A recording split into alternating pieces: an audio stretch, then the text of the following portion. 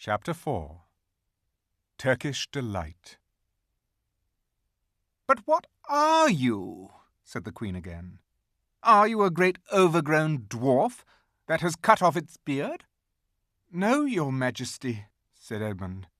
"I never had a beard. I'm a boy." "A boy?" said she.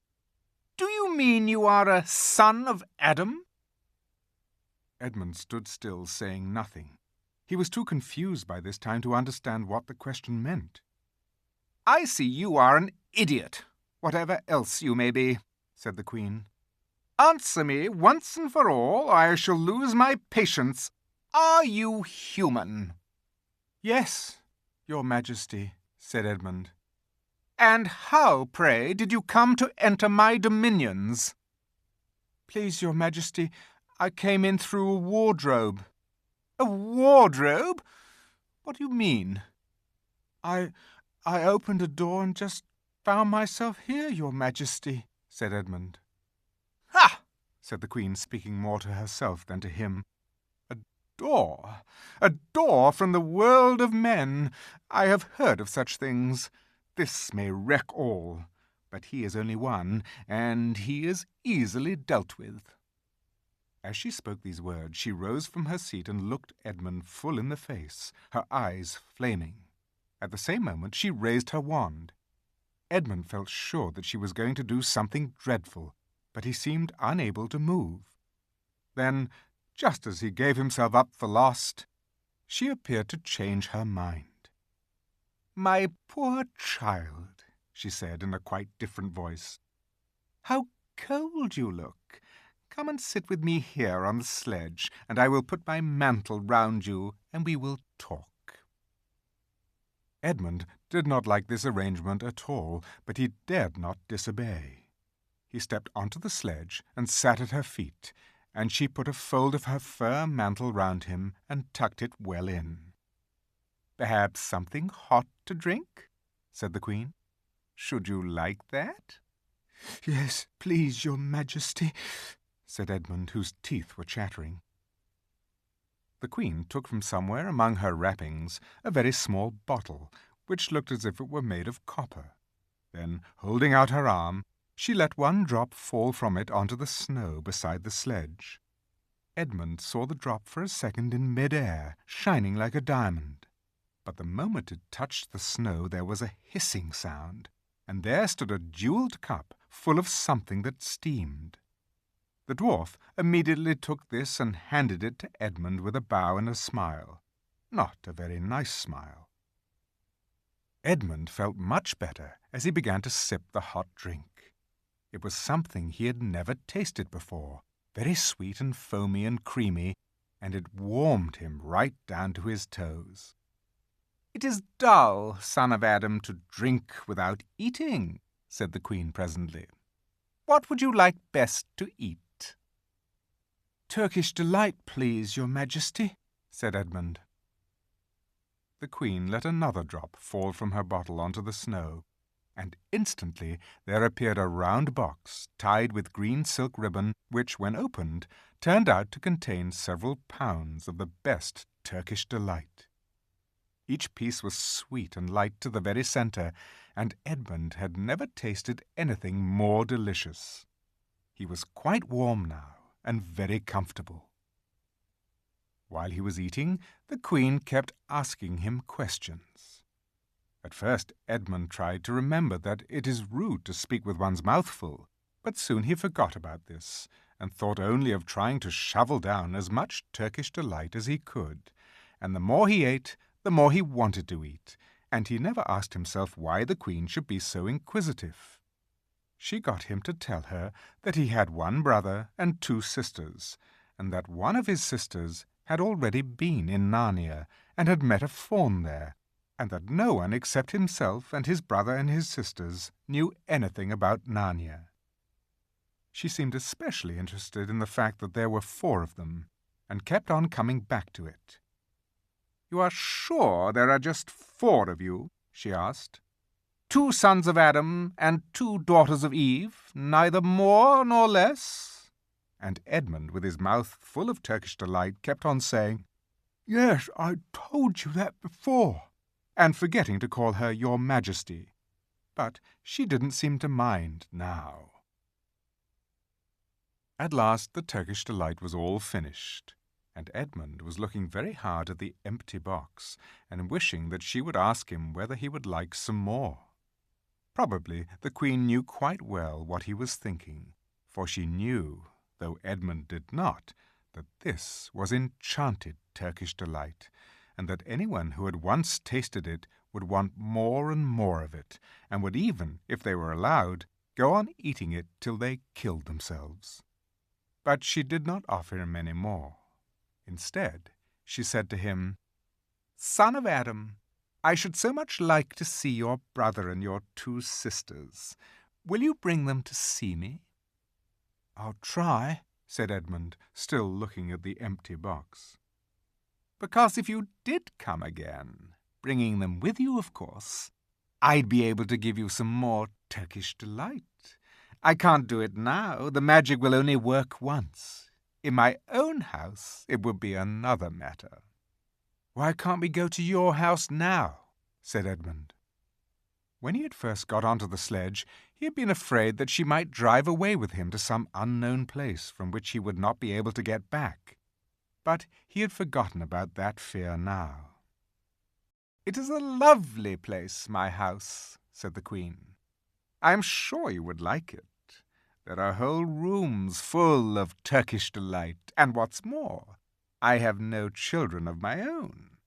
I want a nice boy whom I could bring up as a prince, and who would be King of Narnia when I am gone.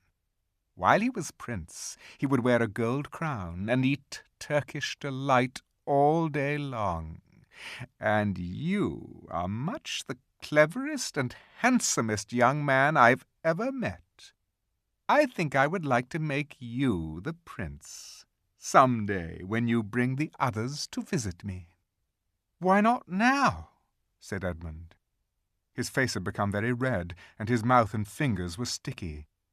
He did not look either clever or handsome, whatever the Queen might say.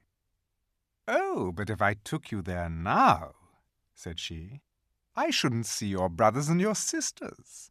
I very much want to know your charming relations.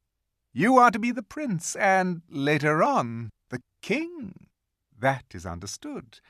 But you must have courtiers and nobles. I will make your brother a duke, and your sisters duchesses." "There's nothing special about them," said Edmund. "And anyway, I could always bring them some other time." "Ah, but once you were in my house," said the Queen, "you might forget all about them. You would be enjoying yourself so much that you wouldn't want the bother of going to fetch them. No, you must go back to your own country now, and come to me another day with them, you understand? It is no good coming without them." "But I don't even know the way back to my own country," pleaded Edmund. "That's easy," answered the Queen. "Do you see that lamp?" She pointed with her wand, and Edmund turned and saw the same lamp-post under which Lucy had met the fawn. "Straight on, beyond that, is the way to the world of men. And now look the other way." Here she pointed in the opposite direction. "And tell me if you can see 2 little hills rising above the trees." "I think I can," said Edmund. "Well, my house is between those 2 hills. So next time you come, you have only to find the lamp-post and look for those 2 hills and walk through the wood till you reach my house. But remember, you must bring the others with you. I might have to be very angry with you if you came alone." "I'll do my best," said Edmund. "And by the way," said the Queen, "you needn't tell them about me. It would be fun to keep it a secret between us 2, wouldn't it? Make it a surprise for them. Just bring them along to the 2 hills. A clever boy like you will easily think of some excuse for doing that. And when you come to my house, you could just say, 'Let's see who lives here,' or something like that. I'm sure that would be best. If your sister has met one of the fawns, she may have heard strange stories about me. Nasty stories that might make her afraid to come to me. Fawns will say anything, you know, and now—" "Please, please," said Edmund suddenly. "Please, couldn't I have just one piece of Turkish delight to eat on the way home?" "No, no," said the Queen with a laugh. "You must wait till next time." While she spoke, she signalled to the dwarf to drive on. But as the sledge swept away out of sight, the Queen waved to Edmund, calling out, "Next time! Next time! Don't forget! Come soon!" Edmund was still staring after the sledge when he heard someone calling his own name, and looking round he saw Lucy coming toward him from another part of the wood. "Oh, Edmund!" she cried. "So you've got in too! Isn't it wonderful? And now—" "All right," said Edmund. "I see you were right, and it is a magic wardrobe after all. I'll say I'm sorry if you like. But where on earth have you been all this time? I've been looking for you everywhere." "If I'd known you had got in, I'd have waited for you," said Lucy, who was too happy and excited to notice how snappishly Edmund spoke, or how flushed and strange his face was. "I've been having lunch with dear Mr. Tumnus the fawn, and he's very well, and the White Witch has done nothing to him for letting me go, so he thinks she can't have found out, and perhaps everything is going to be all right after all." "The White Witch?" said Edmund. "Who's she?" "She's a perfectly terrible person," said Lucy. "She calls herself the Queen of Narnia, though she has no right to be queen at all, and all the fauns and dryads and naiads and dwarfs and animals, at least all the good ones, simply hate her. And she can turn people into stone and do all kinds of horrible things. And she has made a magic so that it is always winter in Narnia. Always winter, but it never gets to Christmas. And she drives about on a sledge drawn by reindeer with a wand in her hand and a crown on her head."